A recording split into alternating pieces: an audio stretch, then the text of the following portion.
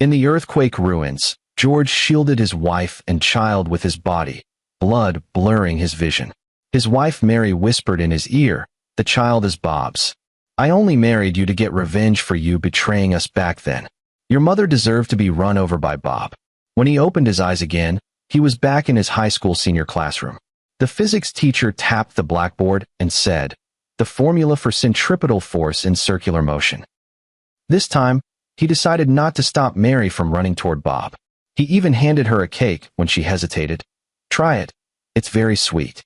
Winning the physics competition, securing admission to Tsinghua University, his mother in good health, his life was gradually falling into place. Mary indulged herself to the point of losing control of her weight, breaking her leg, and having her private photos spread all over the internet. Until she handed over the evidence that Bob had hired someone to hit their homeroom teacher. Years later, Professor George from Tsinghua University returned to his alma mater with his wife and daughter, where a limping assistant teacher in the dance studio was handing out candy to the children. "Teacher," the little girl looked up and asked, "why aren't you eating any?" Death is a viscous darkness, carrying the metallic sweetness of rust. Concrete fragments press against George's spine, while beneath him lie his wife Mary and their young son. With his last ounce of strength, he props up a precarious gap. Consciousness drifts in a swamp of excruciating pain and icy numbness. "George." A faint voice pierces through the ringing in his ears, and the distant clamor of desperate cries, coming unervingly close. It's Mary. Her lips brushed against his ear, the warm breath grazing his skin, yet carrying an infernal chill. "The child is Bob's. Marry you?" "Huh. George, did you really think I could love the son of a nanny? I married you just for revenge. Revenge for you snitching like a lapdog back then, making Bob and me suffer years apart. And that meddling mother of yours." Her voice suddenly rose, dripping with venomous hatred. She deserved it. Deserved to be run over by Bob. That mouth of hers should have been shut forever. His heart suddenly contracted, as if gripped and crushed by an icy hand. All his strength drained away in an instant, and the arm propping up the ruins went limp. Darkness, like a frigid tide, instantly flooded his senses, swallowing all his pain, anger, and despair. Consciousness sank into boundless nothingness. Smack! A crisp snap of a chalk breaking, like a bolt of lightning splitting through the chaotic darkness. So, the centripetal force in circular motion is given by the formula F_n equals m times v squared divided by r, or F_n equals m asterisk omega caret 2 asterisk r. Memorize this well. Your college entrance exams will depend on it. The slightly hoarse, high-pitched voice of physics teacher Mr. Brown, carrying the dry scent of chalk dust, abruptly pierced his ears. George's head thudded heavily against the hard, cold surface of the desk. Pain. Not the excruciating pain of near death, but the vivid, sharp ache from his forehead hitting wood. He jerked his head up so violently that the plastic water cup at the corner of the desk toppled over. Water splashed out, soaking the open physics workbook. The cold liquid seeped through the paper, drenching his sleeve with a tangible chill. Class 7, senior year. Is he back? Not a dream. The icy despair beneath the ruins, Mary's venomous curses, the agony of having his heart and lungs crushed. All were as vivid as if they had just happened. "George, what are you spacing out for? Did the earthquake take your soul?" Mr. Brown's displeased reprimand exploded from the podium. A stifled burst of laughter rippled through the classroom. George snapped back to reality, meeting Mr. Brown's stern gaze behind his round spectacles.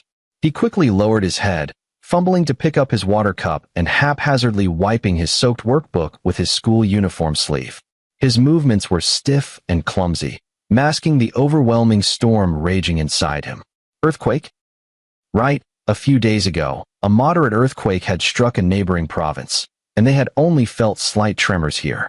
Mr. Brown had a habit of using such exaggerated ways to remind students to focus. Images from the past life flashed wildly before his eyes. Like a humble knight, he had repeatedly stood between Mary and Bob, trying to steer her back onto the right path, only to be met with her resentment, the retaliation of Bob's family, his mother's tragic death. And finally, That meticulously planned marriage scam and the truth buried beneath the ruins. Intervene? Protect? The corner of his lips curled into an imperceptible, icy arc. Marry Bob. In this life, you enjoy being close to each other, don't you? Fine, I'll grant your wish. I'll personally push open that door and watch as you both rush headlong into the abyss. The sharp ring of the school bell tore through the stifling atmosphere of the classroom. The scraping of chairs and desks, along with the clamor of voices, instantly surged. Mary, Mary, look outside. A girl in the front row whispered excitedly, pointing out the window. George looked up. Outside the classroom window, at the end of the corridor, a figure in a black fitted t-shirt and jeans adorned with exaggerated metal chains leaned casually against the wall. Bob. An unlit cigarette dangled from his lips, his posture lazy yet defiant, as he held a square cake box bearing the elegant Sweet Paradise logo. His chin tilted slightly, his gaze piercing through the window pane, landing precisely on Mary. Mary sat by the window, sunlight tracing the graceful curve of her swan-like neck. She was bent over, adjusting the ribbons of her ballet shoes with movements so refined it seemed she wasn't in a noisy classroom during break, but under the spotlight of a stage. The moment Bob appeared, her slender fingers paused almost imperceptibly before resuming their task, as if nothing had happened. But George noticed the delicate lobes of her ears flushing a faint pink at visible speed. In his past life, at this very moment, he had reacted like a cat with its tail stepped on. Immediately standing up, ready to shield Mary from that window, even itching to rush out and confront Bob. The result? A cold glare from Mary and the cutting words, "None of your business." George sat steadily, even leaning back slightly against the chair, like a detached spectator. His calm gaze swept over Bob before finally settling on Mary's slightly flushed cheek. Mary finally tied her shoelaces, took a deep breath, and stood up. She straightened her back, struggling to maintain her usual composed demeanor as she walked toward the classroom door. As she passed George's seat, her footsteps seemed to hesitate for a moment. The corner of her eye glanced at him, carrying a faint, habitual trace of expectation and command, expecting him, as before, to immediately step forward and stop her, or at least say something. George was pulling out a physics competition workbook from his bag, flipping to a dog-eared page. His gaze remained fixed on the intricate circuit diagram, utterly indifferent to Mary as she brushed past him, along with the faint fragrance she carried. Mary's footsteps visibly faltered, as if she couldn't believe his indifference. She bit her lip, but ultimately said nothing, quickening her pace as she walked out of the classroom. George could clearly hear Bob's voice with a flirtatious laugh coming from the other end of the hallway. "Here, brought this for you. The new tiramisu. Didn't you say you've been craving it for days?" Then came Mary's deliberately hushed yet unmistakably sweet reply. "There are so many people watching. What's there to be afraid of? If you're Bob's woman, you eat whatever you want." Bob's voice brimmed with brash pride. He closed the workbook, the cold smirk at the corner of his lips deepening. "Good, it's begun." The last class of the afternoon was a tedious study session, with the shadows of the plane trees outside stretching long in the sunset. Mary fidgeted restlessly, glancing at her watch repeatedly. Finally, as Mr. Brown turned to write homework assignments on the blackboard, she quickly tore off a small piece of paper, scribbled a few words, and crumpled it into a ball. Her target was clear: Lily, the class representative sitting diagonally in front of her, just an aisle away. Mary silently commanded with her lips, her eyes exuding an undeniable pressure. "Give it to Bob." Lily's face instantly paled, her fingers clutching the small paper ball as if it were a burning coal. She looked pleadingly at George beside her, her eyes filled with panic and helplessness. Images from her past life suddenly flooded her mind. It was the same kind of paper ball, and under Mary's coercion, Lily had become a tool for passing messages. The result? She was cornered by Bob and his gang on her way home from school, subjected to their mocking and humiliation, which left her terrified and severely ill, ultimately causing her to fail her college entrance exams. George raised his head, calmly meeting Lily's desperate gaze before looking past her and directly at Mary. Mary was staring intently at Lily, her eyes brimming with impatience and urgency. Just as Mary was pressuring Lily with her gaze again, and Lily was on the verge of tears, George reached out and took the crumpled paper ball directly from Lily's trembling fingers. A fleeting look of triumph flashed in Mary's eyes as she slightly lifted her chin. However, George did not pass the paper ball along as she had hoped. He didn't even glance at it, merely pinching it between his fingers. Then, under Mary's stunned gaze, he accurately tossed the small paper ball into the plastic bucket in the corner of the table, which was half filled with dirty water. Mary's face instantly turned deathly pale, followed by a flush of anger. She glared at George with venomous intensity, her eyes like poisoned daggers. But George had already lowered his head and reopened that thick physics competition workbook. Mr. Brown on the podium seemed to notice the commotion at the back of the classroom. He turned around, his stern gaze sweeping over the students. Mary's boiling anger was forcibly suppressed, and she could only withdraw her glare resentfully, her nails digging deep into her palms. The school bell rang, as if releasing some invisible restraint. Mary was almost the first to dash out of the classroom, her backpack barely slung over her shoulder. By the time George finished packing his books and stepped out of the school building, he saw Mary's slender figure running toward the school gate under the golden glow of the setting sun. There, Bob was straddling his flashy black heavy motorcycle, its engine growling lowly. Mary reached the motorcycle, her face flushed with excitement. Without hesitation, she smoothly swung onto the back seat and naturally wrapped her arms around Bob's waist. The motorcycle roared like a beast breaking free from its chains, kicking up dust and noise as it carried the girl and her knight away into the distance. George stood in place, watching the disappearing car and the rising dust, his face devoid of any expression. In the physics competition exam hall, the air was so thick it could almost be wrung out, leaving only the faint scratching of pens on paper and the occasional suppressed cough. George sat by the window, where the city's hazy skyline stretched beyond. He slightly moved his stiffened neck from prolonged focus, his gaze settling on the final comprehensive problem on the exam. It involved complex electromagnetic field superposition, requiring razor-sharp clarity of thought and precise calculations. Fragments of his past life flashed uncontrollably through his mind. This very same problem, which he should have solved flawlessly. But the night before, Mary had called him in tears, sobbing about being pressured into drinking by Bob's friends and suffering an alcohol allergy attack, begging him to come get her. He went into the chaotic bar, the pungent stench of alcohol, Mary leaning heavily against him, her breathing labored. He spent the entire night caring for her, utterly drained. The next day, during the exam, his calculations for this problem kept going awry, and in the end, he missed the first prize by a narrow margin, losing his shot at a guaranteed admission to Tsinghua University. A cold sensation touched his fingertips. George looked down at the pen in his hand, took a deep breath, and refocused his eyes on the problem before him. At the same moment, in a dimly lit corner of a bar with deafening music on the other side of the city, Mary wore a sequined camisole that clashed with her usual campus attire, her face adorned with freshly learned, somewhat awkward heavy makeup. She was draped over Bob's shoulder, surrounded by a group of equally rough-looking young men, the table littered with empty liquor bottles. "Sis-in-law, a toast to you. Bob's got great taste." A blonde-haired guy named John grinned cheekily as he handed her a murky-colored cocktail. Mary stared at the drink, her eyes flickering with hesitation and resistance. Instinctively, she reached for her phone.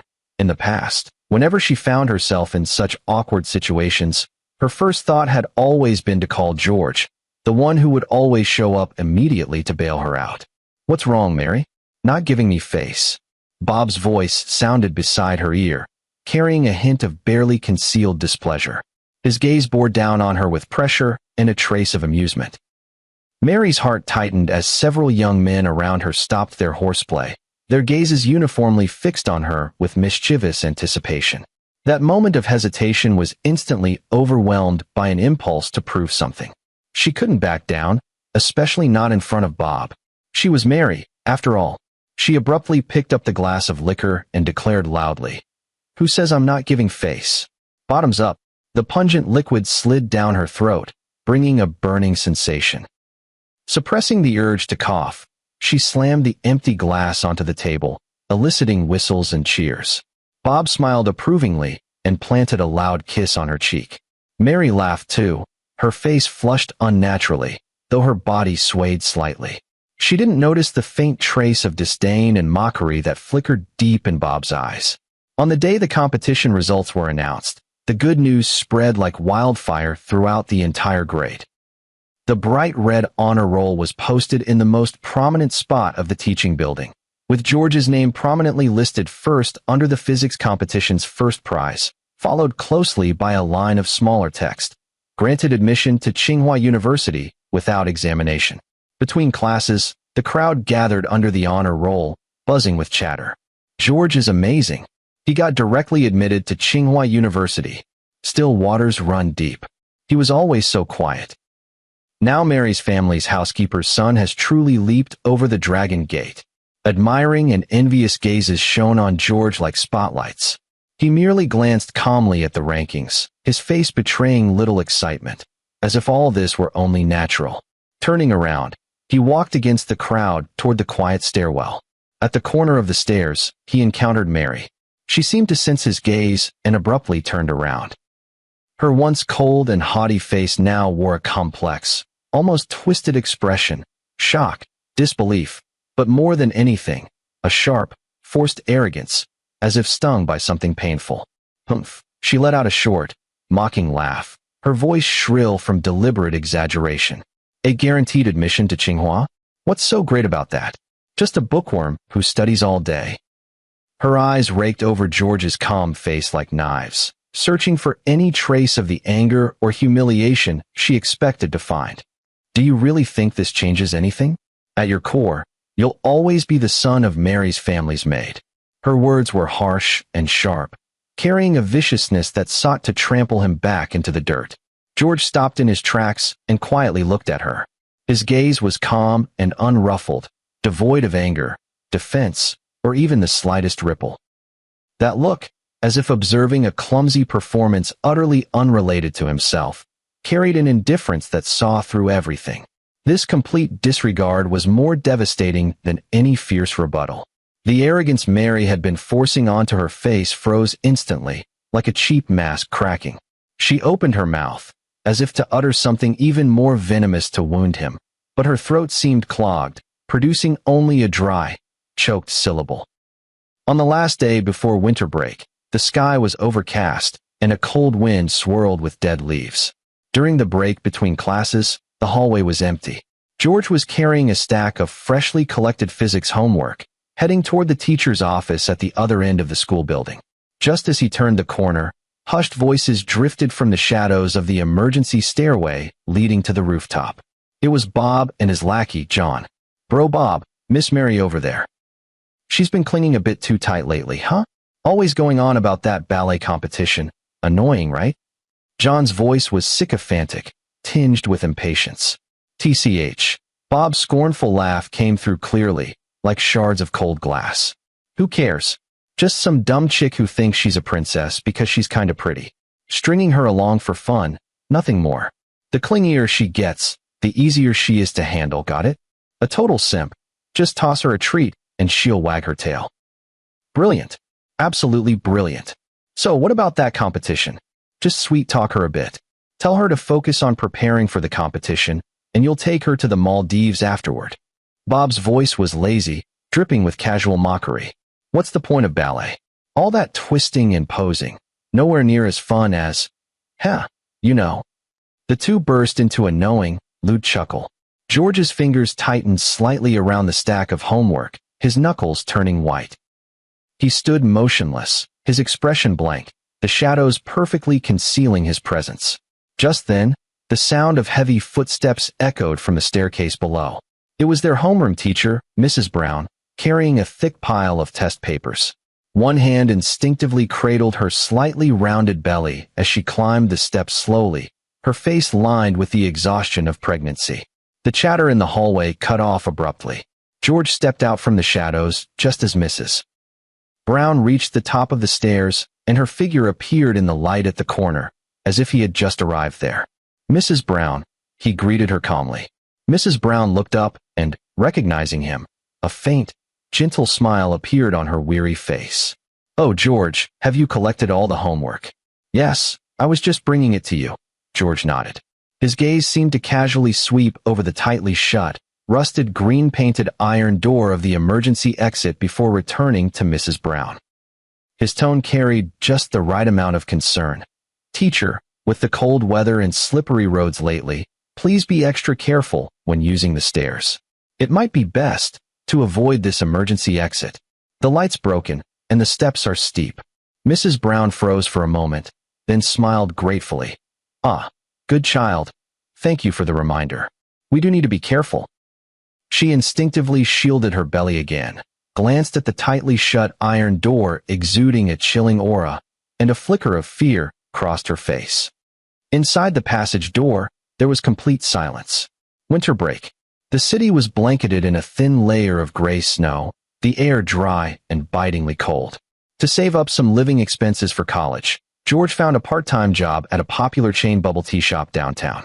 Dressed in a red and white uniform, he stood behind the counter filled with the rich aroma of creamer and syrup, taking orders, handling payments, and making simple drinks. As evening approached, the peak customer flow had just passed. George was wiping down the stainless steel counter when the wind chimes at the door jingled crisply.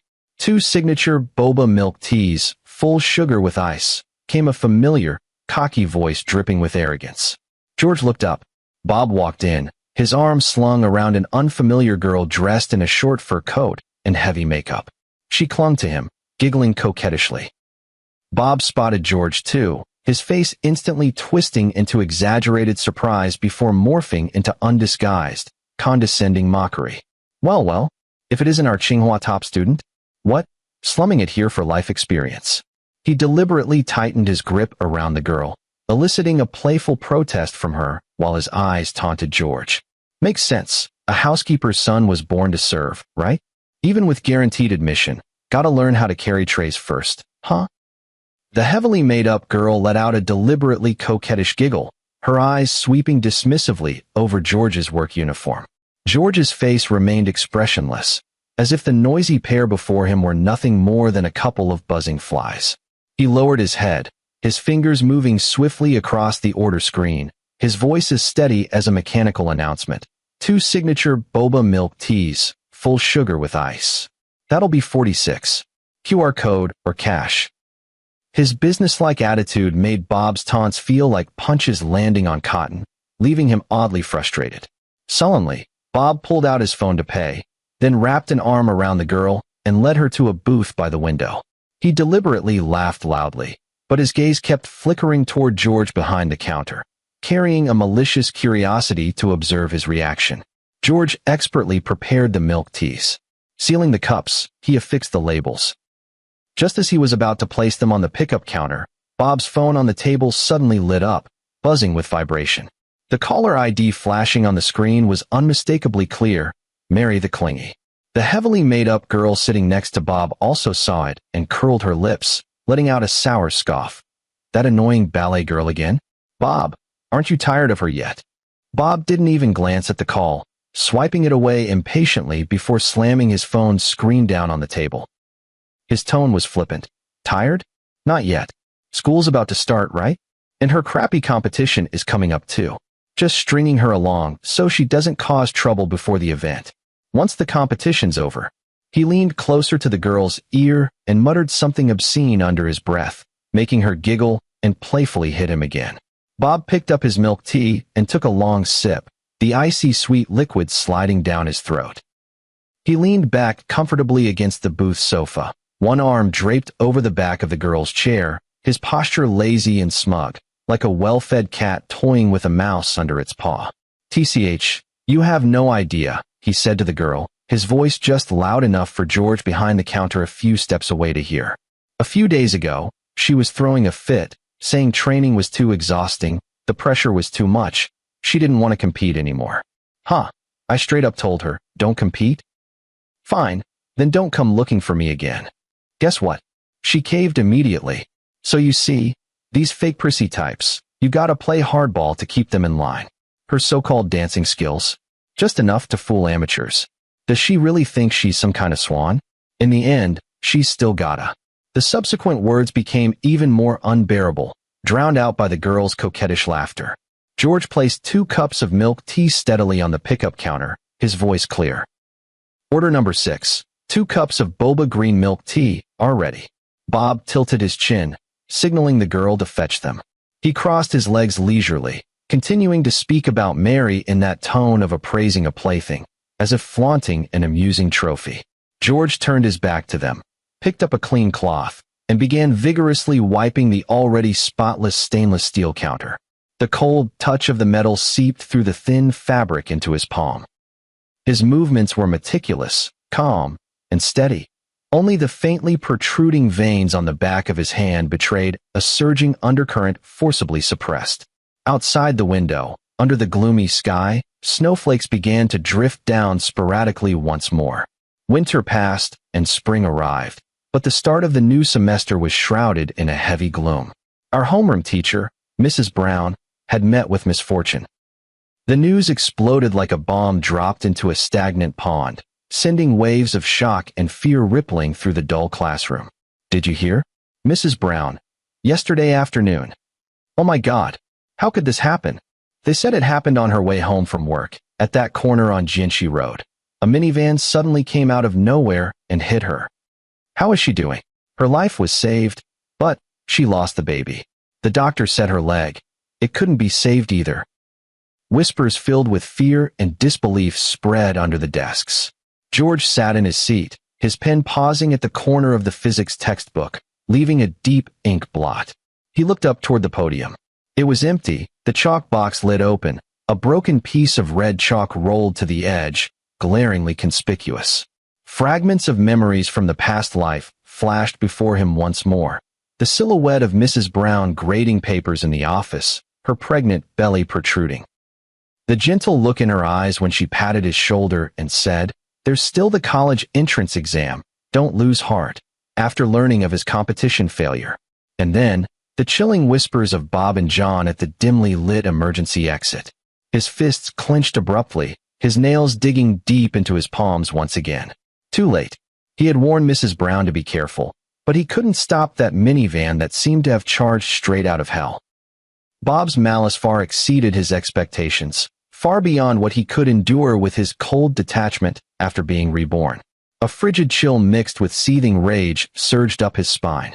Mary sat by the window, her face frighteningly pale, her hollow eyes fixed on the bare branches outside. Her fingers twisted the hem of her school uniform nervously.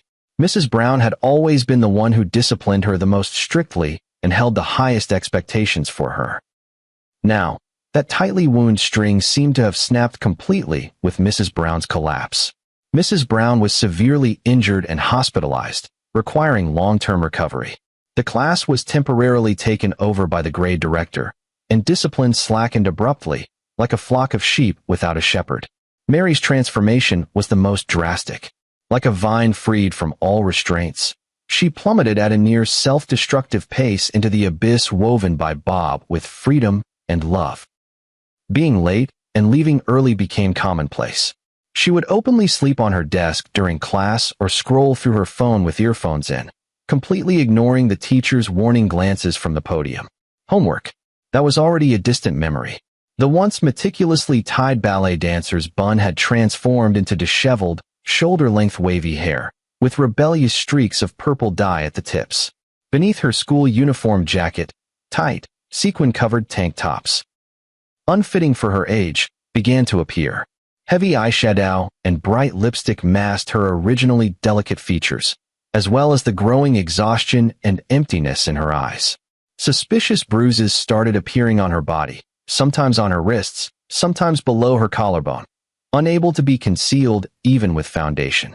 Her gaze flickered between excitement and daze, like a dying flame flickering unsteadily in the wind.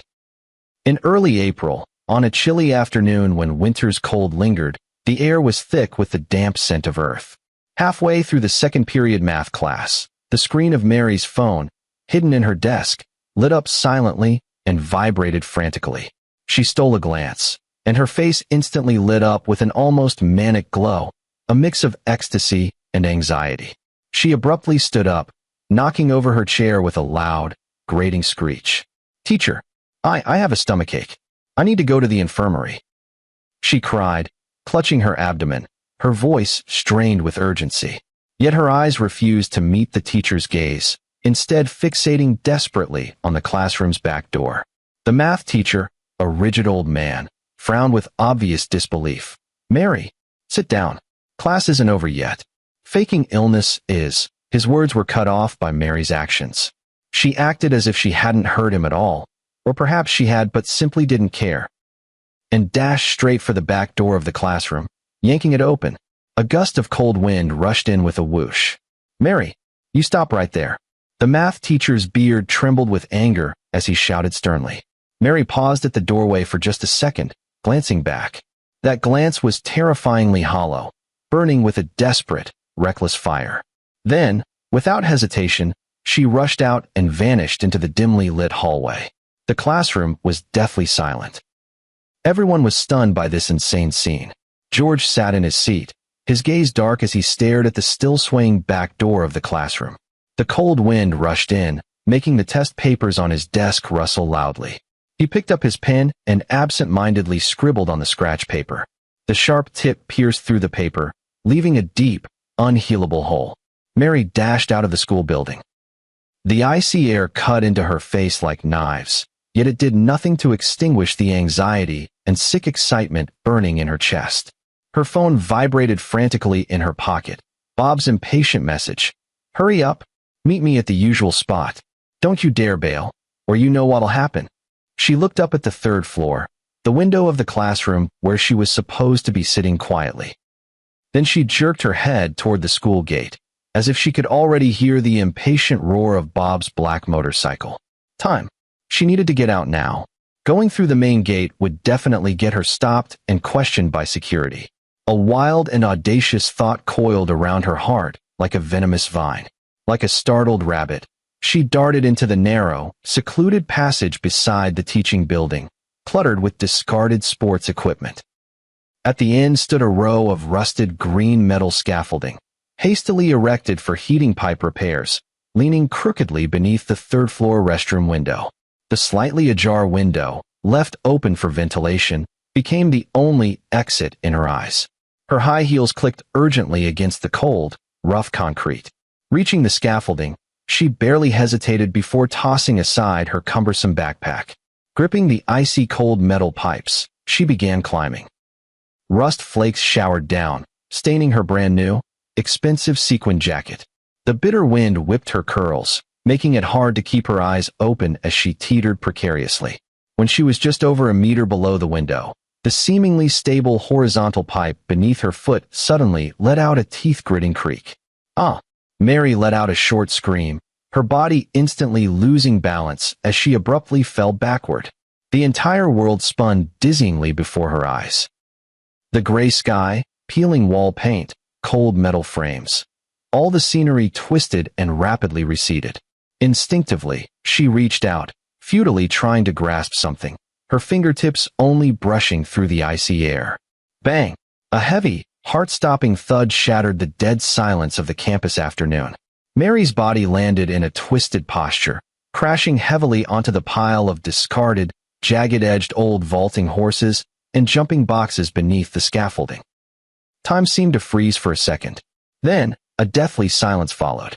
A few seconds later, a shrill, inhuman scream, a horrifying blend of excruciating pain and sheer terror, suddenly tore through the air, erupting from the dark passageway, so piercing it felt like it could rupture eardrums.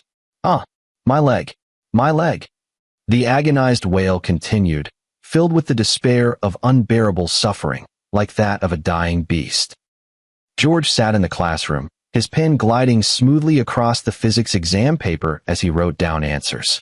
Outside, the wind seemed to grow fiercer, rattling the window panes with a low hum. He tilted his head slightly, his gaze drifting toward the gloomy sky beyond the window, his eyes deep and still as an ancient well, utterly unperturbed. As if the heart-rending screams carried by the biting wind were nothing more than the distant, inconsequential howl of the wind. The pungent smell of disinfectant, the stark white walls, the cold medical equipment. Mary lay on the hospital bed, her left leg encased in a thick cast and suspended high in the air. The excruciating pain after the anesthesia wore off felt like countless red-hot needles repeatedly piercing her nerves. Her face was deathly pale, her lips cracked and peeling, her hair soaked with cold sweat and sticking in clumps to her temples. Her hollow eyes stared blankly at the ceiling, like a doll whose soul had been drained away. The hospital room door swung open. Mrs. Smith walked in, dressed in an immaculate dark gray cashmere suit, her hair perfectly coiffed, yet her face bore the exhaustion of a long journey and a foreboding gloom. Behind her, Mr. Smith followed, carrying a briefcase, his expression grave. Mrs. Smith's gaze swept over her daughter's cast-bound leg like a searchlight, then over her haggard, disheveled face, before finally settling on the nightstand, where an exquisitely packaged cake box labeled Sweet Paradise sat, alongside a garish, tacky bouquet of red plastic roses, clearly a half-hearted gesture sent by Bob. "Is this the freedom you were chasing, Mrs.?" Smith's voice was low but sharp as an ice-cold blade, each word dripping with bone-chilling disdain and profound disappointment. "Skipping the International Ballet Academy audition, turning yourself into this wreck, all for that lowlife thug?" Mary's body trembled almost imperceptibly, her lips moving soundlessly. Overwhelming fear and regret seized her. Mrs. Smith approached the bedside step by step, her high heels clicking coldly against the polished floor tiles. Each step seemed to trample directly on Mary's heart. She leaned forward slightly, her well-maintained hand gently brushing over the cold cast with feather-light touches. Yet her gaze remained as sharp as a hawk's, piercing through Mary's evasive eyes. "The doctors say," Mrs. Smith's voice was terrifyingly calm, "a ruptured Achilles tendon, multiple comminuted fractures, severe wound infection. Even if the bones heal, you'll never dance on your toes again in this lifetime." She paused, each word enunciated with crystal clarity. "Mary, your ballet career is over." "No, it can't be, Mom." Mary finally found her voice, broken, hoarse, and laced with desperate sobs. She struggled to reach for her mother's hand. I can still." "What could?" Mrs. Smith abruptly withdrew her hand, straightened up, and looked down at her with the last trace of warmth in her eyes vanishing, replaced by utter coldness and resolve. "Could you keep jumping off buildings for that trash? Could you keep smashing yourself into a pile of mush?" Her voice suddenly rose, carrying suppressed fury and anguish pushed to the limit. "For you, how much have I given up? My career, my time, the path I planned for you. You trampled it like dirt. Are you satisfied now?" Mary was completely shattered by her mother's unprecedented rage and the icy despair in her eyes. Like all her bones had been pulled out, she collapsed, reduced to nothing but hopeless sobs. Mrs. Smith's chest heaved violently a few times as she forcibly suppressed the surging emotions. She took a deep breath, and when she spoke again, her voice regained that terrifying calmness, yet carried a finality as if everything had been settled. "Mary, from today onward, your path. You crawl it yourself." Without another glance at her daughter, she turned to the silent Mr. Smith and said, "Let's go. Contact that hospital and arrange the transfer as soon as possible. We leave once the paperwork is done." Mr. Smith took a deep look at his devastated daughter on the hospital bed, sighed, and ultimately said nothing before turning to leave with his wife. The hospital door gently closed behind them, separating the two worlds inside and out. Mary lay alone on the stark white hospital bed, her body racked with pain and her world utterly shattered, leaving her without even the strength to cry. She stared fixedly at the tightly shut door, her eyes as hollow as two dried-up wells, filled only with boundless, icy despair and darkness. On the bedside table, a gaudy bouquet of plastic roses grinned with crimson mouths under the harsh white light, silently mocking her foolishness and ruin. The May wind carried a dry, hot breeze, rustling the plastic wind chimes hanging at the entrance of the milk tea shop. George, dressed in his part-time red and white uniform, was bent over, cleaning a blender. The shop door opened, and the chimes ushered in a wave of cheap perfume. Mary hobbled in, leaning on a crude metal crutch. She wore oversized, faded school uniform pants, her hair tied up haphazardly, her face devoid of makeup. Pale and haggard, with dark circles under her eyes and chapped lips. Her once proud, swan-like neck now hunched slightly, her gaze evasive, radiating a deep-seated timidity and self-loathing. She struggled to move to the most inconspicuous corner and sat down, leaning her crutch against the wall, keeping her head low as if trying to shrink into the shadows and disappear. George glanced at her but said nothing, continuing with his work. A few minutes later, the arrogant roar of a motorcycle engine sounded at the entrance. Bob swaggered in with his gang of troublemakers. His eyes immediately landed on Mary in the corner, and a look of disgust mixed with malice spread across his face. Well, look who's here. Bob deliberately raised his voice, prompting laughter from his cronies. He strode straight to Mary's table, planted his hands on the surface, and leaned in close to scrutinize her disheveled appearance, his gaze lingering, as if admiring a piece of broken trash. "TSK, TSK, TSK, isn't this our ballet princess?" He reached out his finger, intending to touch the not yet fully healed scar on Mary's face in a flirtatious manner, but Mary jerked her head away to avoid it. Bob wasn't angry either. He withdrew his hand, his smile turning even more malicious. "What's the matter? Even with a lame leg, you still come out to embarrass yourself? Oh, I get it now." Bob's voice was loud, filled with venomous mockery. "A worn-out shoe matches a bookworm. A perfect match. The nanny's son with the crippled waist. Ha." His followers behind him erupted into even louder, unrestrained laughter. Mary's body trembled violently, like a withered leaf about to shatter in a gale. She kept her head bowed tightly, her fingers digging into the cheap plastic tabletop with such force that her knuckles turned pale blue. "Bob," she screamed, her voice distorted and twisted by extreme fury. Before Bob could react, Mary mustered all her strength, grabbed the cheap bubble tea that had just been served, still steaming hot, and flung it at him with all her might. The thick, scalding, brownish liquid, mixed with black tapioca pearls, drenched Bob's head and face in a sudden deluge. Caught off guard, Bob let out a startled cry from the burn, stumbling backward in disarray. The laughter died instantly. The entire bubble tea shop fell into dead silence, with everyone staring in stunned disbelief at the sudden outburst. Bob wiped the stains off his face haphazardly, his complexion shifting from red to pale, then from pale to dark. The veins on his forehead bulged, and his eyes burned with a murderous glare. "Mary, you're fucking asking for it." He abruptly raised his hand, ready to slap her. "Sir, this is a public place. Please refrain from violence." The shop manager rushed over just in time, stepping between them and issuing a stern warning. Bob's hand froze midair as he glared viciously at Mary, who was now shielded behind the manager. Mary leaned on her crutch, but her eyes locked onto Bob's with an unyielding intensity, burning with a hatred and madness unlike anything she had ever shown before, a look of utter defiance. For some reason, that gaze sent an inexplicable chill down Bob's spine. He glanced around at the onlookers whispering and pointing, then shot a look at George behind the counter. Finally, he spat on the ground and hissed through clenched teeth, pointing at Mary, "You just wait." With that, he and his equally disheveled lackeys scurried out of the milk tea shop under the scornful eyes of the crowd.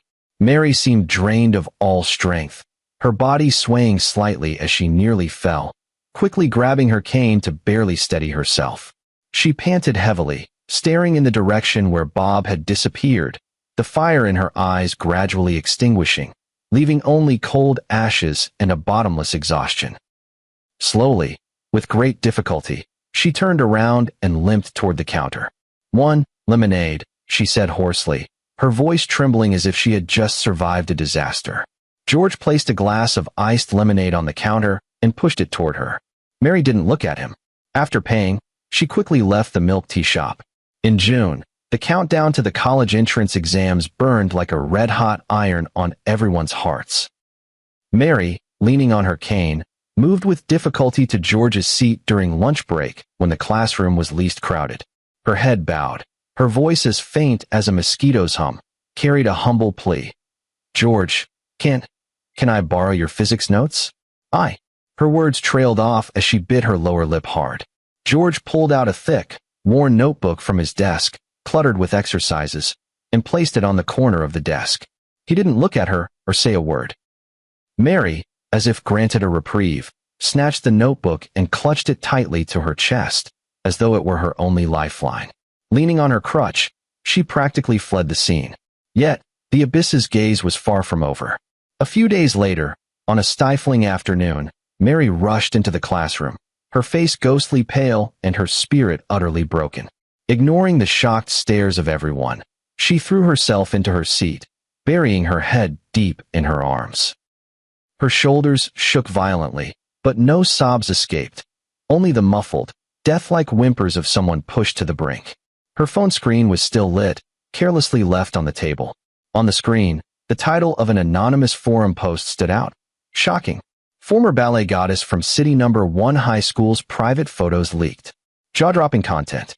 Below it were several thinly censored, yet still clearly discernible photos with suggestive backgrounds. The replies under the post were rapidly refreshing, a flood of vulgar comments like filthy waves instantly drowning her. Despair, like icy venom, surged through her limbs in an instant. Mary suddenly raised her head, her bloodshot eyes crimson with nothing but madness to destroy everything. She was going to kill him, or be killed by him. Mary, leaning on her crutch, stumbled along the slippery, muddy road, rushing toward that seedy bar deep in the dilapidated industrial district on the city's outskirts, where Bob often lurked, driven by memory. She spotted Bob in the booth at first glance. He had his arm around a scantily clad hot girl, a cigarette dangling from his mouth, playing dice with a few thug-like figures, laughing wildly and unrestrained. Bob! Mary screamed with all her might, but her voice was drowned out by the deafening music. She charged forward recklessly, her cane slipping on the wet floor. Staggering, she practically lunged toward the booth. Bob! She shrieked again, her voice dripping with blood-tearing accusation. Was it you? Was it you who did this? She raised her phone, the glaring headline and photo on the screen practically shoved in Bob's face. Bob finally noticed her, freezing for a moment before his face twisted into an expression of utter disgust. He waved his hand as if shooing away a fly. Fuck. Why is it always you, you goddamn cripple? Get the hell away from me. Stop fucking losing it here. Was it you? Mary glared at him, her eyes like poisoned daggers. Provoked by her gaze and the mocking stares of the onlookers, Bob suddenly stood up and shoved Mary violently. Fuck off. I don't have time for your bullshit. You took those shameless photos yourself. What the fuck does it have to do with me? Mary, already unsteady on her feet, lost her grip on her crutch when he pushed her. She lost her balance completely and crashed heavily onto the filthy, beer-stained floor littered with cigarette butts. The back of her head struck the hard leg of a table with a dull thud. The searing pain made her vision go black. Ha ha ha. Even louder bursts of laughter erupted from the booth. Brother Bob is awesome. That cripple is still so damn persistent. Gotta admit, she looked pretty hot in the old photos, but now. Filthy words rained down on her like dirty hailstones. Mary lay on the ground, icy sewage soaking half her body.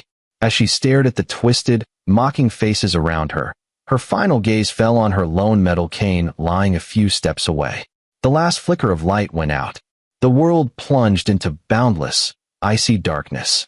She lay there motionless, like a thoroughly crushed doll. No one knew how much time had passed when the music seemed to shift to something more frenzied. Bob and the others returned to their drinking and revelry as if they had merely crushed an ant moments before. Mary's fingers twitched ever so slightly on the cold, filthy ground. Then, she began to move.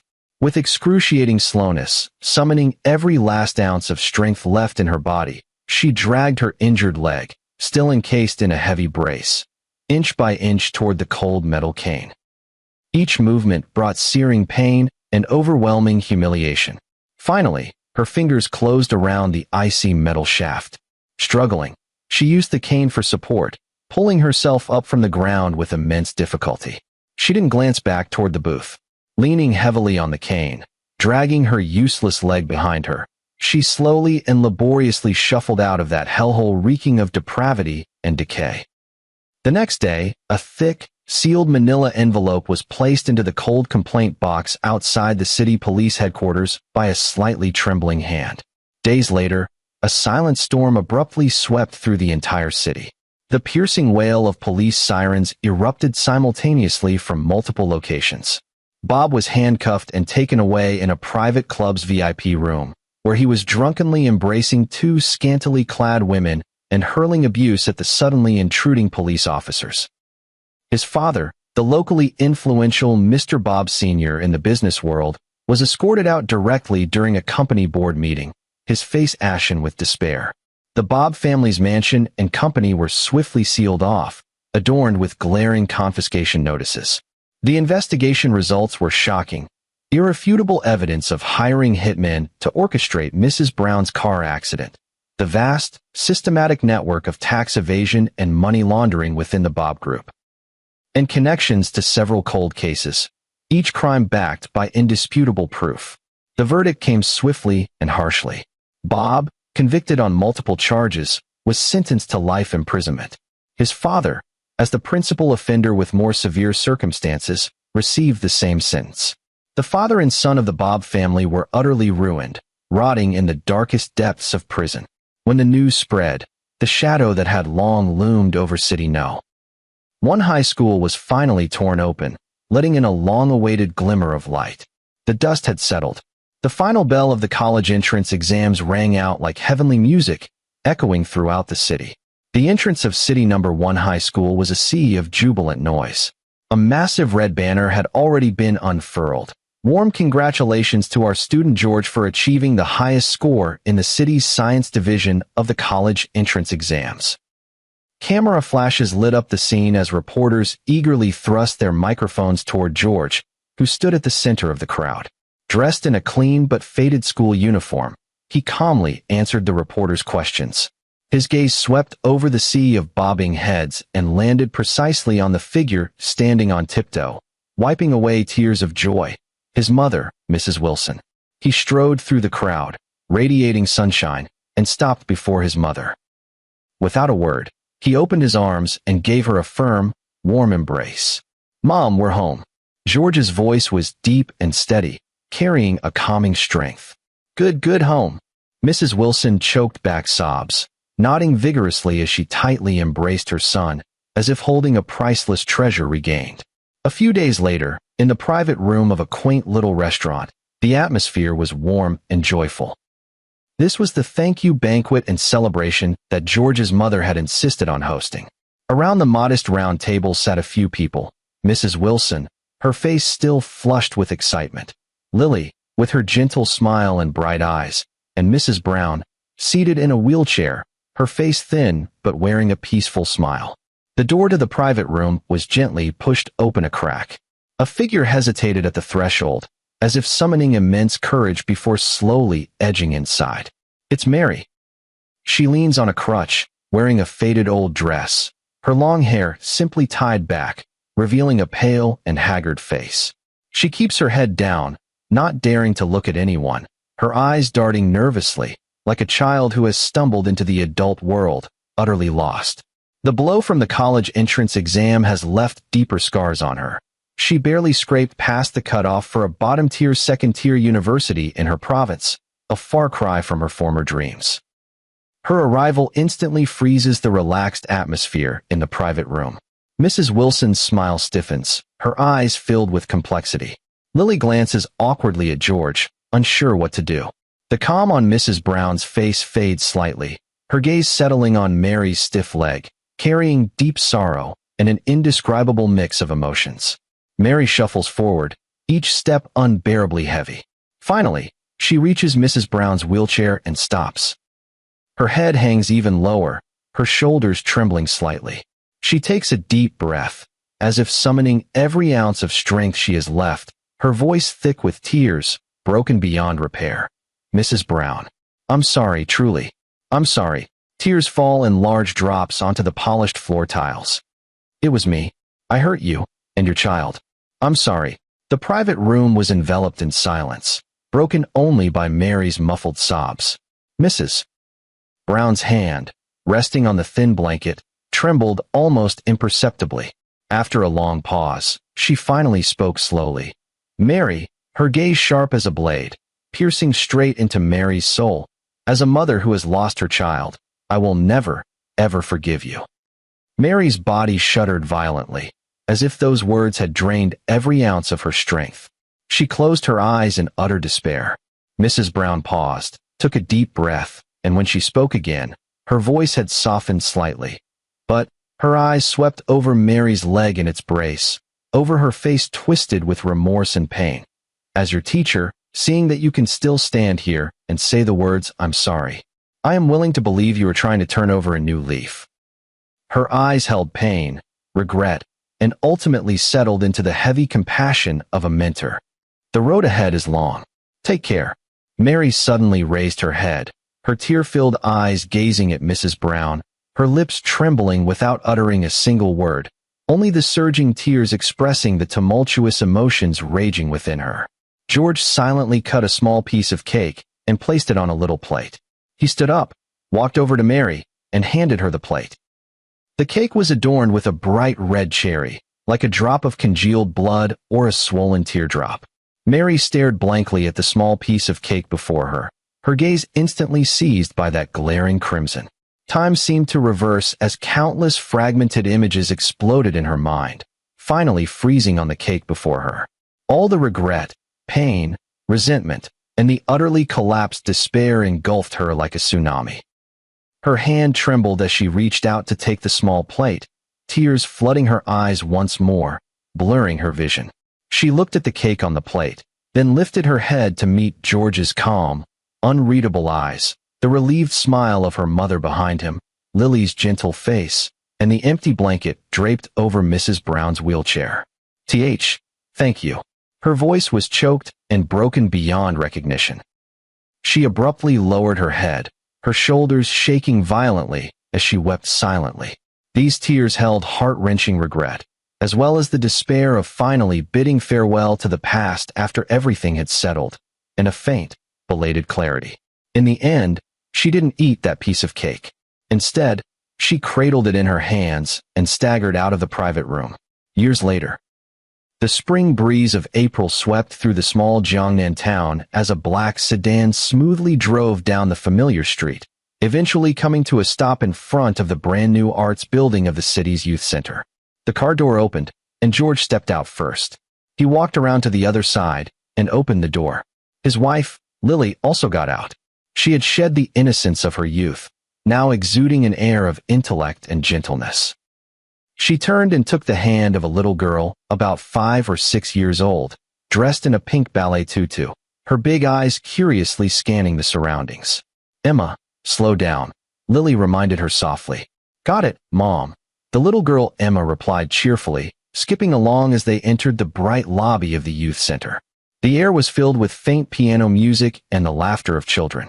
Following the signs, they headed to the dance rehearsal hall on the second floor. The door was open, and inside, the gentle sound of piano accompaniment and the teacher's soothing instructions could be heard. "Come on, little butterflies, stretch your arms a bit further. Imagine you're reaching for the clouds." A gentle female voice drifted through the air. George and Lily stood at the entrance with Emma, not stepping in immediately, but quietly observing from outside. Sunlight streamed through the tall floor-to-ceiling windows, casting a warm glow on the polished wooden floor. A group of 5 or 6-year-old girls, dressed in matching pink leotards, followed the music as they practiced basic arm positions. Facing away from the door, a figure in a light gray leotard stood before the children. Her back was straight, her long hair tied into a simple bun at the nape of her neck, revealing her fair skin. Her voice was patient and soothing as she occasionally walked over to adjust a child's arm position with gentle guidance. "Yes, just like that. Wonderful," she bent down to encourage a little girl. As she straightened up, the sunlight illuminated her profile. George's gaze froze instantly. That face, still pale, had shed all the youthful heavy makeup and sharp edges, leaving behind a calmness honed by time and a trace of lingering, bone-deep exhaustion. It was Mary. Lily recognized her too, giving George's hand a gentle squeeze, her eyes questioning. George shook his head slightly, signaling her to stay silent. Mary seemed unaware of the gaze from the doorway. After patiently guiding the last child, she walked to a canvas bag in the corner and pulled out a small tin box. Opening the lid, she revealed a colorful assortment of brightly wrapped fruit-flavored milk candies. "All right, little butterflies, take a break." She turned around, a tender smile on her face, her voice still soft. "Everyone worked very hard today, so teacher will reward each of you with a sweet milk candy." "Yay! Thank you, Teacher Mary." The little girls cheered, gathering around and stretching out their small hands. Mary bent down, smiling as she carefully distributed the milk candies one by one into the children's tiny palms. Her movements were steady, her smile gentle, but upon closer observation, one could notice her fingers gripping the candy box slightly too tight, her knuckles turning pale. The children scattered joyfully with their candies. Mary straightened up, exhaling softly, her gaze inadvertently sweeping past the doorway, then suddenly freezing. Her smile stiffened abruptly, her pupils dilating slightly as her eyes locked onto George and Lily. Then, slowly and rigidly, her gaze shifted to the little girl in a ballet dress, Emma, holding hands between them. Time seemed to stand still at that moment. The children's laughter in the rehearsal hall and the lingering notes of the piano became distant background noise.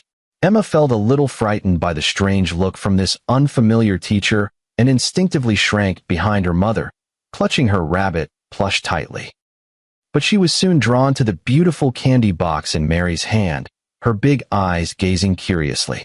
Mary suddenly snapped back to reality, almost fumbling as she closed the candy box and clutched it tightly in her hand, her knuckles turning white from the force. She forced an extremely stiff, almost twisted smile, trying to mask the storm raging inside her. "Hello, Teacher Mary." Encouraged by Lily, Emma mustered her courage and greeted her in a clear, sweet voice, her big eyes blinking as they lingered on the candy box tightly held in Mary's hand. Mary seemed to be scalded by the greeting, her body trembling almost imperceptibly. She looked at Emma's innocent, curious little face, her eyes flickering with an indescribable complexity before finally settling into a nearly humble, ingratiating expression. Flustered, she opened the candy box again, picked out the most exquisitely wrapped strawberry-flavored milk candy, bent down, and offered it to Emma, her voice carrying a barely detectable tremor. "You hello. What a cute little child. Here, have a candy." Emma looked at the pink milk candy but didn't take it immediately. Tilting her little head, her clear, large eyes filled with purest curiosity, she asked in a naive, childish voice, "Teacher, this candy is so pretty. Why don't you eat it yourself?" The crisp child's voice, like an invisible key, abruptly pried open the floodgates of the darkest, long-sealed memories. Mary's hand, offering the candy, trembled violently. The pink milk candy slipped from her fingers and fell with a soft plop onto the polished wooden floor, rolling a few times before coming to rest beside Emma's little leather shoes. The color drained from her face in an instant, leaving it as pale as paper. She clenched her lower lip tightly, her teeth sinking deep into the bloodless flesh, as if using every ounce of strength to keep from breaking down on the spot. A large teardrop, sudden and heavy, crashed onto the gray fabric of her practice uniform, quickly spreading into a dark, wet stain. Then came a second, a third. She abruptly turned her back to the door, her shoulders shaking uncontrollably with violent tremors. The suppressed sobs were choked in her throat, only the faint heaving of her shoulders betraying the silent, overwhelming collapse and despair. The fallen pink milk candy reflected a cold gleam on the polished wooden floor.